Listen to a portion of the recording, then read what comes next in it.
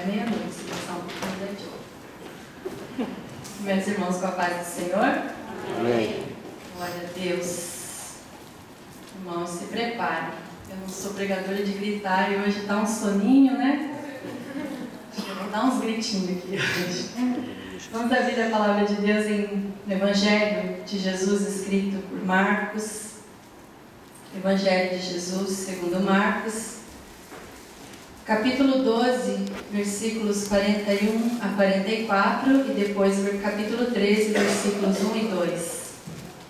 Os irmãos me perdoem, eu estou com a garganta bastante irritada, provavelmente algumas tosses vão surgir no meio da palavra. Me compreendam, tenham paciência. Também não posso deixar de agradecer, irmãos. Se Deus me permitir, enquanto em vida, subir mais de 1000 vezes nessa tribuna, mais de 1000 vezes, eu preciso reconhecer que é somente por causa da misericórdia do Senhor que nós estamos neste lugar.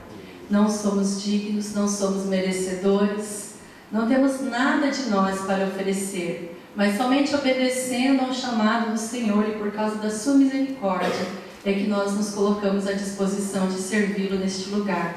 Amém? Vamos ler a palavra de Deus. Evangelho de Marcos diz assim: estando Jesus assentado diante do gasofilácio, observava a maneira como o povo lançava ali o dinheiro. Muitos ricos depositavam grandes quantias. Vindo, porém, uma viúva pobre, lançou 2 pequenas moedas, correspondentes a 1 quadrante. Chamando os discípulos, Jesus lhes disse: em verdade vos digo que esta viúva pobre depositou no gasofilácio mais do que todos os ofertantes. Todos deram do que lhes sobrava, mas esta, da sua pobreza, deu tudo o que tinha, todo o seu sustento. Saindo Jesus do templo, disse-lhe um dos seus discípulos: Mestre, olha que pedras, que edifícios! Respondeu-lhe Jesus: vês estes grandes edifícios? Não ficará pedra sobre pedra que não seja derrubada. Podem nos assentar?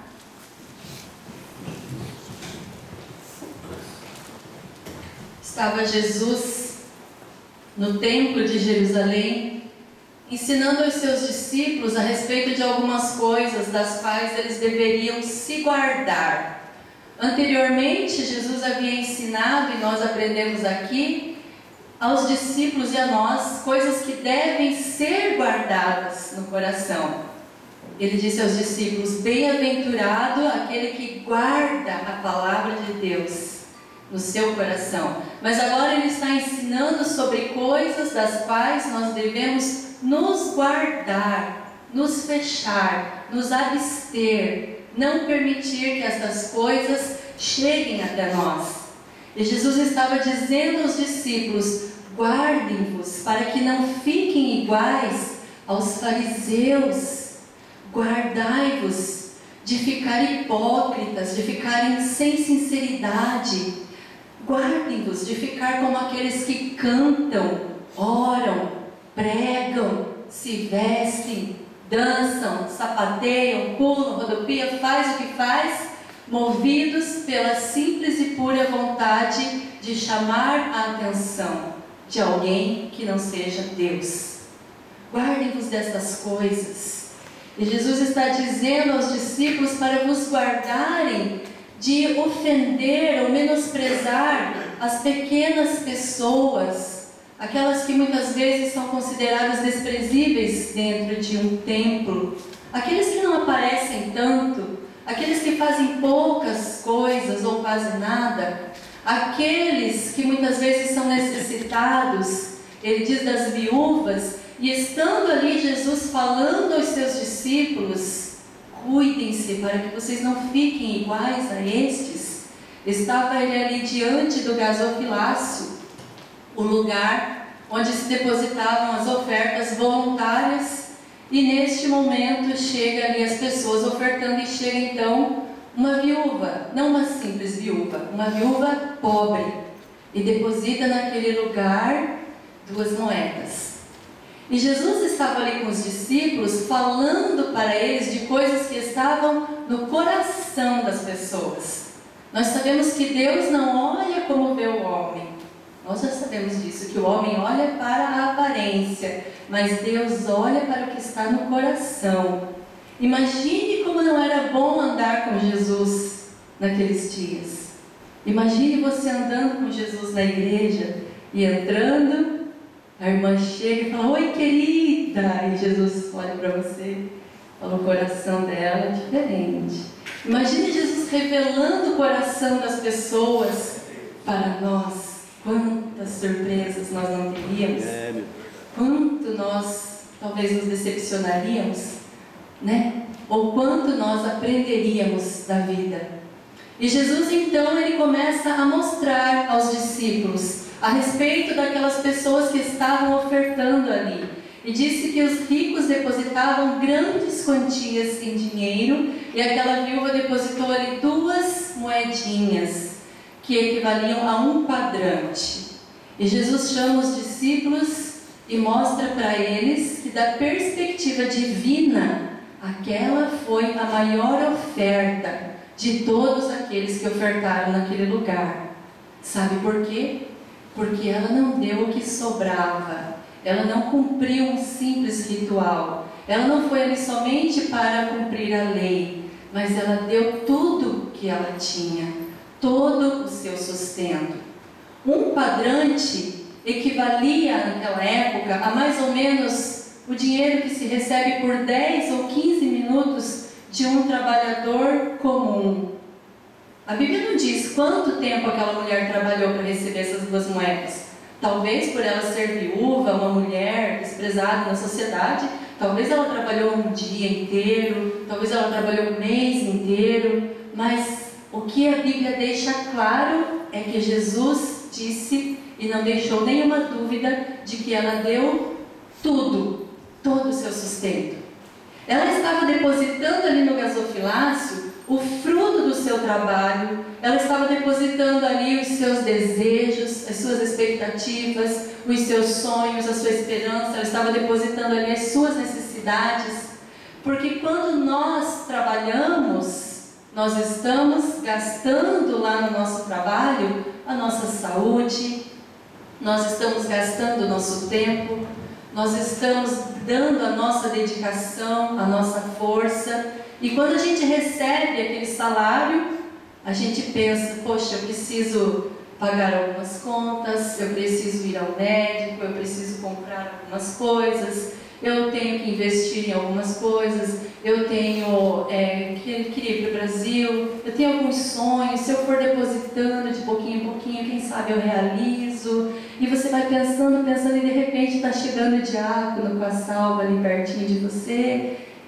e você está ali pensando, poxa, mas será que não vai me fazer falta? Será que se eu guardar na poupança não vai ser melhor? Mas aí a gente se lembra de que Deus é poderoso para fazer tudo muito mais abundantemente além daquilo que pedimos ou pensamos. E nós nos damos conta de que o que nós temos, só temos por causa da misericórdia do Senhor. E então ofertamos. Quando nós ofertamos na salva, nós estamos dando um pouco da nossa vida para a obra do Senhor. Isso é muito bom. Mas acontece que Jesus não quer somente um pouco da nossa vida. Ele quer tudo. Eu não estou falando de todo o seu dinheiro. Eu estou falando de toda a sua vida. Quando nós ofertamos a Jesus, damos um pouco, mas Ele quer tudo. E dar tudo a Jesus significa viver de um modo que Jesus seja visto em nós o tempo todo. Significa você viver uma vida de adorador aqui e lá fora também. Quando nós damos tudo a Jesus, nós nos tornamos referência de Jesus Cristo. A nossa adoração ela não se limita a 2 horas. Jesus ele não quer simplesmente 2 horas do seu tempo, Ele quer todo o seu tempo. Jesus não quer simplesmente os teus sentimentos, Ele quer toda a sua vida. Ele não quer simplesmente a tua força, a tua intelectualidade, a tua capacidade, os teus talentos. Ele quer tudo de você. E quando você dá tudo de você, você vive lá fora como vive aqui dentro. A mesma reverência e adoração que nós temos aqui dentro é o que nós temos lá fora. Dar tudo a Jesus significa que nós cantamos louvores aqui dentro e lá fora continuamos louvando ao Senhor. Diferentemente de alguns que dentro das igrejas cantam louvores ao Senhor e da porta para fora louvores ao diabo. Quando nós damos tudo ao Senhor, nós lemos e meditamos na palavra porta adentro e porta afora.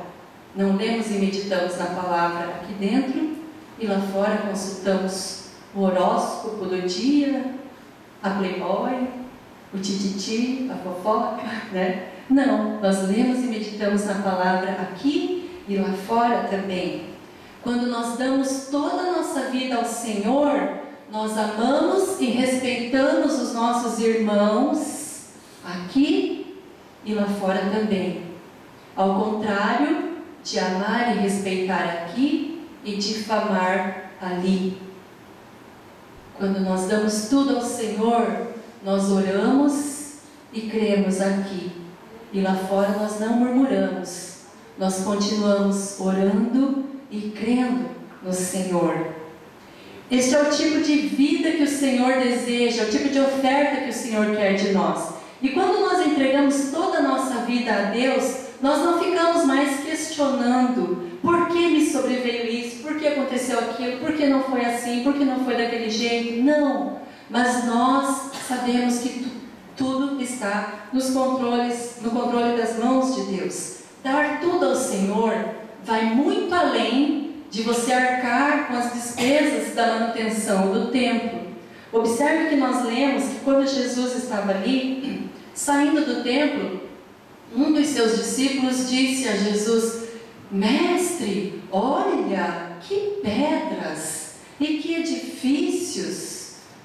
Talvez aquele discípulo estava querendo dizer: uma grandiosidade dessas não pode ser sustentada por uma oferta tão pequenininha como 2 moedas. Uma obra tão grandiosa como essa precisa sim da oferta dos ricos. Talvez aquele discípulo estava até achando que Jesus era injusto por valorizar mais aquelas 2 moedinhas do que aqueles homens que com o seu dinheiro ostentavam a pomposidade do templo. Mas Jesus olhou para os seus discípulos e disse: vede esses edifícios. Não ficará pedra sobre pedra que não seja derribada. E quando nós lemos esses versículos, nós não encontramos aqui nenhum sentimento de tristeza da parte de Jesus. Jesus não estava triste porque o templo ia ser derrubado. Ele simplesmente falou e começou a falar depois acerca das profecias. Agora leia Lucas capítulo 13, 34. Lucas capítulo 13, versículo 34.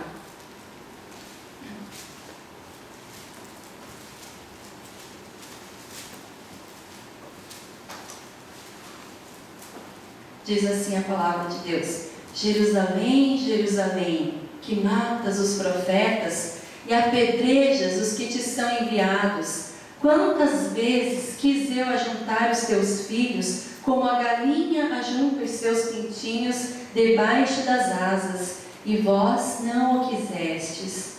Dê uma olhadinha acima do versículo 31. O que está escrito na sua Bíblia? Antes do versículo 31. Está escrito alguma coisa no subtítulo?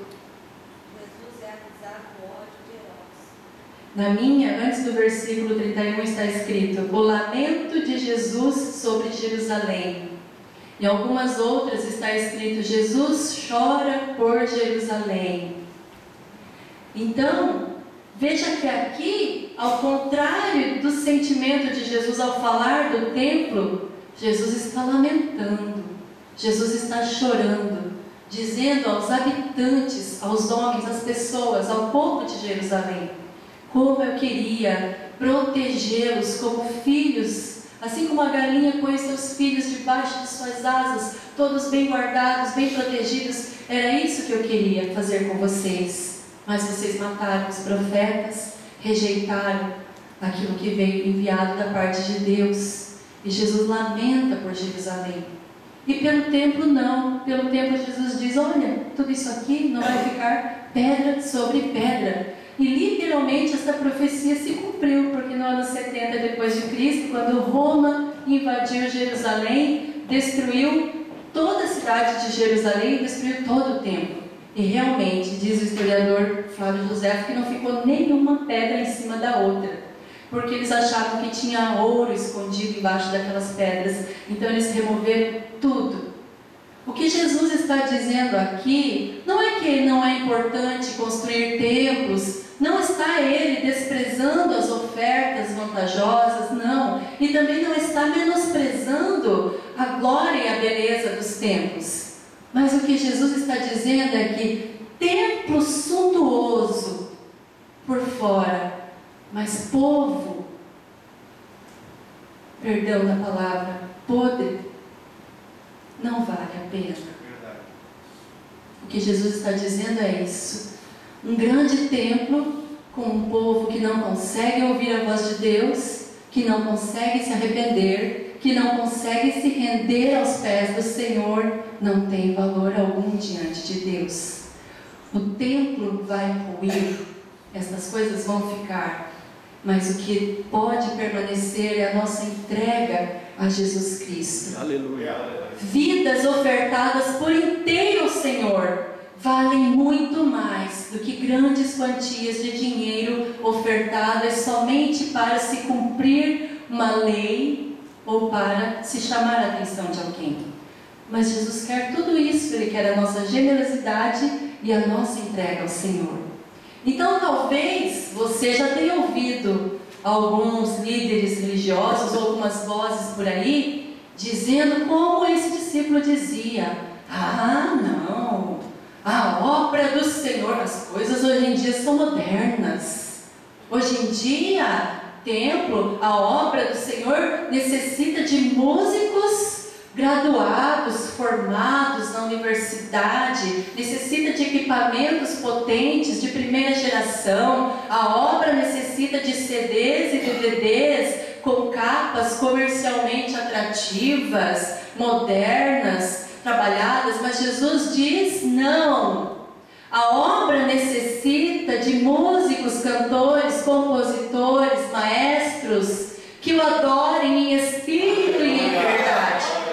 A obra necessita de homens e mulheres que sejam capazes de se render ao Senhor, de se entregar ao Senhor e de fazer dele as palavras do salmista no Salmo 146, versículo 2, quando diz: em toda a minha vida louvarei ao Senhor, enquanto eu viver, louvarei ao Senhor. Não enquanto estiver vendendo bem o CD, não enquanto eu estiver recebendo aplausos, não enquanto eu estiver sendo famoso, não. Enquanto eu viver, louvarei ao Senhor. Talvez você tenha ouvido hoje em dia alguns dizendo: não, hoje em dia não tem mais esse negócio de simplicidade. Não, hoje em dia tem que ter teologia, bacharel, PhD, doutorado, mestrado, tudo quanto para que você tenha um espaço no meio dos conferencistas mundiais e então você consiga revolucionar este mundo. Isso é o que nós ouvimos, mas Jesus diz que não. A obra necessita de homens e mulheres dispostos a tão somente ouvir e obedecer, dizer como Isaías disse: eis-me aqui, envia-me a mim, e que sejam capazes de passar algumas horas de joelhos dobrados, buscando revelação da parte do Senhor, buscando uma mensagem que venha direto do coração de Deus para o coração da igreja. É disso que a obra do Senhor necessita.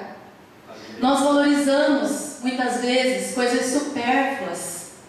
Nós nos agarramos às vezes em coisas tão insignificantes. Nós, como seres humanos, temos uma dificuldade terrível de reconhecer a nossa pobreza, o nosso estado de miséria quando estamos sem o Senhor.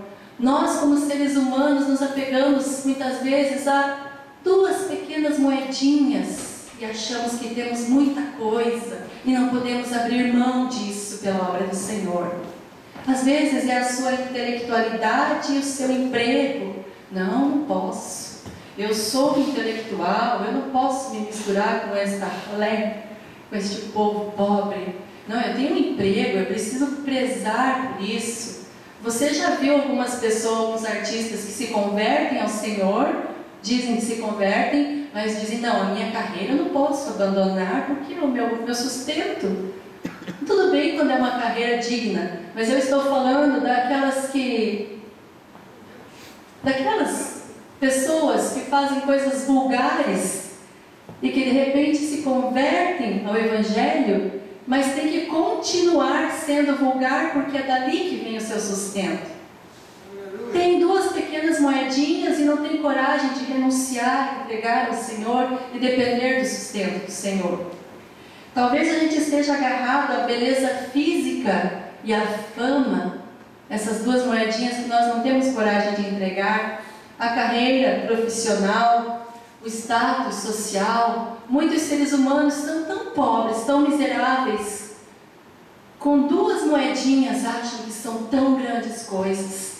Não tem coragem de ofertar estas coisas, de renunciar, de se sacrificar para depender então do Senhor.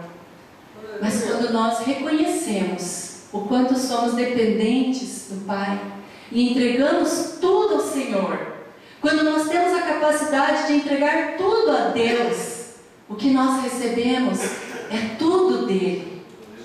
Nós recebemos a sua virtude, a sua capacidade de amar, nós recebemos a capacidade de perdoar, nós recebemos do Senhor visão espiritual, e isso sim é a maior riqueza que um homem, uma mulher pode ter. A Bíblia dá muitos exemplos de homens e mulheres que entregaram tudo ao Senhor. Um desses exemplos é a viúva pobre, que nós lemos aqui. Mas há também um homem chamado Abraão. Abraão é um exemplo de entrega total ao Senhor. Abraão entregou tudo, ele renunciou à sua família, ele renunciou aos seus amigos, ele deixou a sua empresa. Quando Deus pediu que ele saísse para uma terra distante, ele foi. Abraão renunciou tudo, mas tinha algo que ele pensava que era dele. E numa determinada noite, Deus veio até Abraão e falou: Abraão, Isaac também é meu. Aleluia. Oferece o teu filho para mim. Glória a Deus. E Abraão estava achando que não, Isaac é meu. Mas chegou o momento dele entender que nada era dele, tudo era de Deus. Isaac também era de Deus. Abraão se levantou naquela madrugada e foi caminhando, pegou seu filho, pegou as coisas para o holocausto e foi caminhando. A Bíblia não diz o que Abraão ficou pensando naqueles 3 dias, mas ele era um ser humano como você e eu, e provavelmente ele estava andando e pensando: será que eu estou ficando louco? Meu Deus, será que é isso mesmo? Será que eu não estou exagerando? Será que eu estou virando fanático?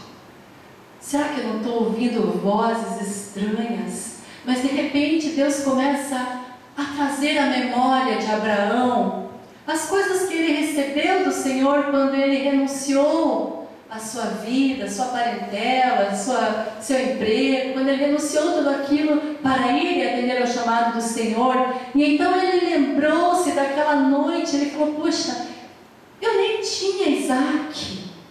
É mesmo, se não fosse Deus na minha vida, eu e Sara passaríamos por essa vida sem saber qual é o prazer de ter filhos, sem saber como é o chorinho de bebê. Foi Ele que nos deu aqueles meses de gestação, foi Ele que nos deu aquele dia quando a criança chora, foi Ele que nos deu tudo isso mesmo. Isaac não é meu, Isaac é do Senhor. E ele se lembrou do dia em que Deus prometeu Isaac para ele, e Deus disse para Abraão: Abraão, não temas. Aleluia. Eu sou o teu escudo, o teu grandíssimo galardão.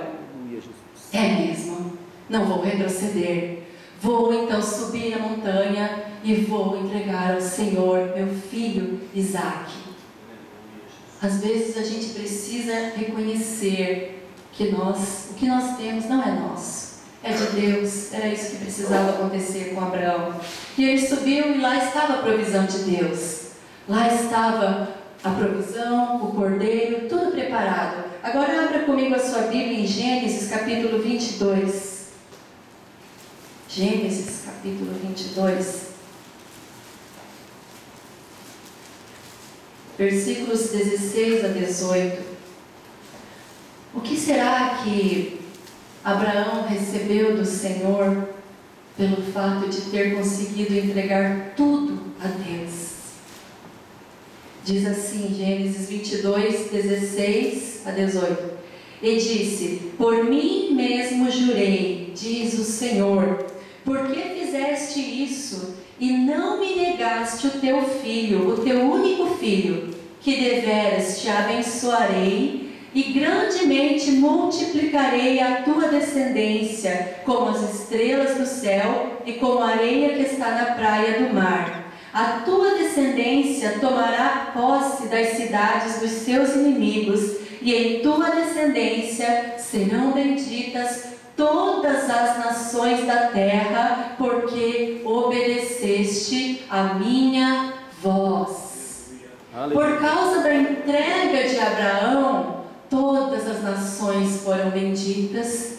Por causa da total entrega de Abraão, eu e você fomos benditos também. E Abraão foi grandissimamente, infindavelmente abençoado da parte de Deus. Mas mais do que isso, sabe o que Abraão recebeu? Abra sua Bíblia lá em Mateus.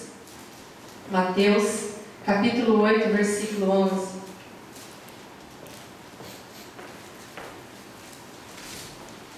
Mateus, capítulo 8,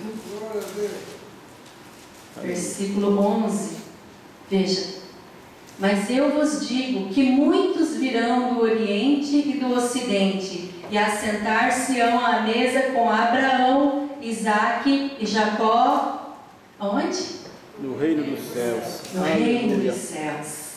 Abraão recebeu o reino dos céus. Glória a Deus.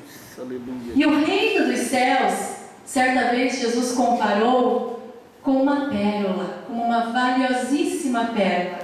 Lá em Mateus capítulo 13, Jesus diz que o reino dos céus é comparado como uma valiosíssima pedra, que um comprador ele estava buscando, e quando ele encontrou aquela pérola, diz que ele foi, vendeu tudo o que tinha para então possuir aquela pérola para ele. E há uma historinha que ilustra muito bem essa passagem, é só para ilustrar. Mas disse que um certo homem um comprador de pérolas, estava procurando e encontrou então a pérola mais valiosa já vista em todo o mundo. E chegou então ao joalheiro e falou: eu quero essa pérola, quanto ela custa? E o joalheiro disse para ele: custa muito caro. Ah, é? Mas será que eu posso ter? E o joalheiro falou: pode, qualquer um pode, naturalmente qualquer um pode. Mas o senhor me disse que é muito caro, quanto que é? Ele disse: custa tudo o que você tem. Ah, ele pensou, falou: tá bom, eu quero. Então senta, vamos anotar. E o joalheiro ali com o papelzinho e falou: o que é que você tem? Ele disse: tenho lá 300 milhões de ienes no banco. Ah, então, tá bom. Deixa eu anotar aqui, 300 milhões de ienes no banco. E o que mais? Tem aqui as moedinhas que eu carrego para comprar justo de vez em quando. Deixa eu ver, 200, 300, 400 ienes. Também é meu. 400 ienes. Tá bom. E o que mais você tem? Nada, só isso, foi tudo. Ah, é? Onde você mora? Ah, moro numa casa. Ah, você tem uma casa? Tenho uma casa. A casa também entra no negócio. A casa. Ah, meu Deus, então eu vou ter que dormir na barraca de camping. Ah, você tem uma barraca de camping? A barraca de camping também entra no negócio. Barraca de camping. Ai, meu Deus, agora eu vou ter que dormir no carro. Ah, você tem um carro? Eu tenho 2 carros. Eu e minha esposa. Então os carros, 2 carros. Também é meu. Anota lá. E o que mais? Agora não tem mais nada. Nada. Foi tudo. Você é sozinho nesse mundo? E ele disse, não, eu tenho uma esposa e 2 filhos. Também são meus. Uma esposa e 2 filhos. Tá certo. Então eu vou te dar essa pérola e você me dá tudo isso em troca. Eu estava esquecendo, você também é meu. Você também é meu. Tudo isso faz parte do negócio. Olha, a pérola te pertence. Mas vamos fazer assim, por enquanto eu vou deixar você com tudo isso. Mas na hora que eu pedir, você me entrega, porque é meu. Então tá, negócio fechado. É assim que funciona o reino do céu.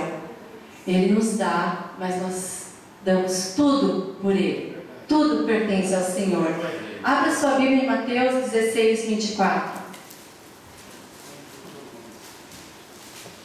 Mateus 16, 24. Diz assim a palavra de Deus.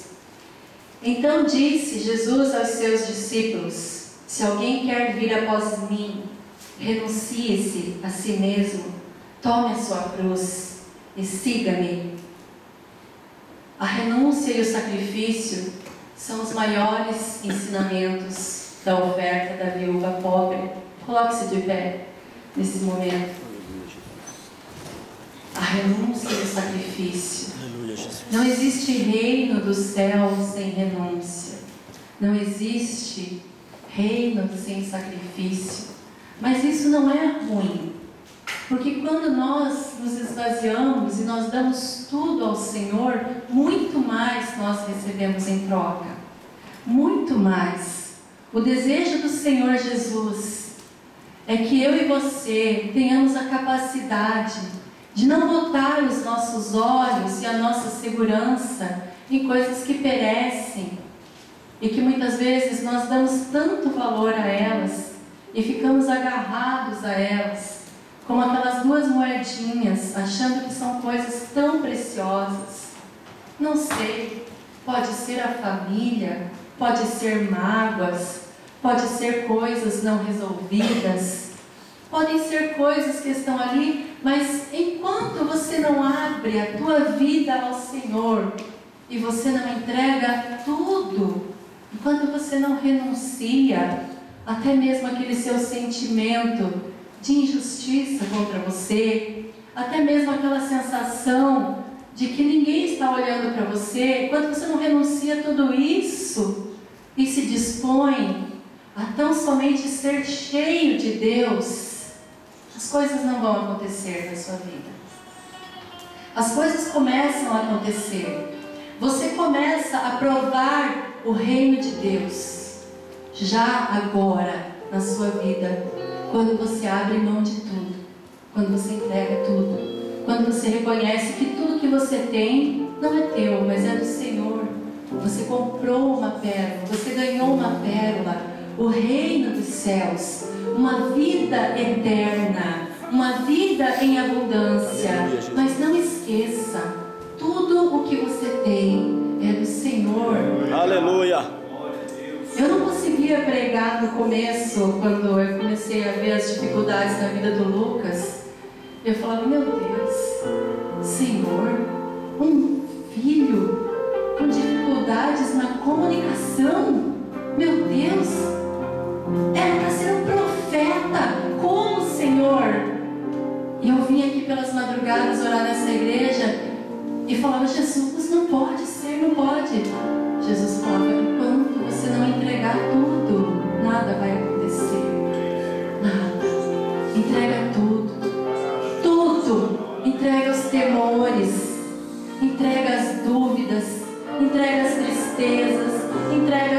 frustrações, entrega as lágrimas, entrega as inquietações do coração, entrega as suas fraquezas ao Senhor, entrega até mesmo as suas dificuldades ao Senhor, entrega os teus pecados ao Senhor, entrega os seus defeitos ao Senhor, entrega os teus pensamentos ao Senhor, os seus planos, entrega ao Senhor toda a sua vida. E você vai começar a desfrutar do reino de Deus. Aleluia. Já, a partir de agora. Entrega a sua incapacidade de servir a Deus, que Ele vai te capacitar. Faça isso. Quando nós ficamos tentando fazer as coisas do nosso próprio jeito, não dá. É necessário dar uma oferta ao Senhor. É necessário oferecer-se por completo ao Senhor. E nesse momento eu quero te convidar a orar para que Ele te capacite, para que Ele nos capacite a entregar tudo ao Senhor. Ele tem coisas maravilhosas para fazer nas nossas vidas. Você tem visto nos jornais coisas tão terríveis a respeito dos evangélicos, coisas tão tristes, lamentáveis, como Jesus disse daquele tempo, daquelas pessoas que lamentam, pessoas que não conseguiram entregar tudo ao Senhor, quiseram entregar algumas coisas, mas mantiveram em suas mãos o seu talento, aquilo que lhe dá fama, aquilo que lhe dá poder. Não dá. Nós somos nada, somente somos um vaso onde Aleluia. Jesus Cristo habita, onde o Espírito Santo tem liberdade para fluir através de nós para as outras pessoas. E se você quer nesta tarde entregar algumas coisas ao Senhor, aproveite esse momento, entregue a Ele. Se você quiser vir aqui ao altar, eu já disse, aqui no altar não é um lugar de milagre, mas é um símbolo de você se dispor, é um símbolo da tua disponibilidade de ir até Jesus e entregar as coisas a Ele. Se você tem coisas a entregar ao Senhor, aproveite esse momento, dobre os teus joelhos,